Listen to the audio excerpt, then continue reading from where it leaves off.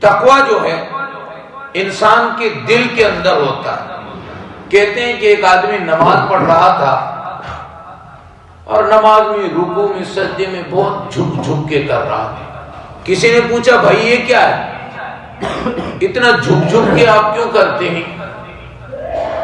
تو اس نے کہا کہ بھائی یہ تقویٰ ہے۔ اس نے کہا یہ تقویٰ نہیں، یہ لقوہ۔ تقویٰ جو ہے وہ دل کے اندر ہوتا ہے، اور پھر دل جو ہے یہ باقی اعضاء کے اندر اس کو تقسیم کرتا ہے۔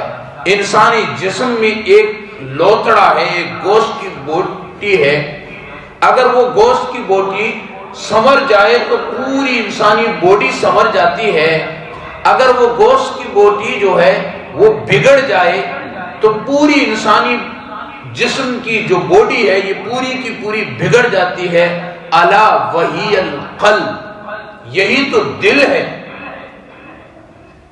تو تقویٰ جو ہے یہ دل کے اندر ہوتا ہے، دل کے اندر کی کیفیات کو تقویٰ کہتے ہیں۔ ہاں پھر لباس اور چہرہ یہ رسول اللہ صلی اللہ علیہ وسلم کی سنت کے موافق آ جاتا ہے۔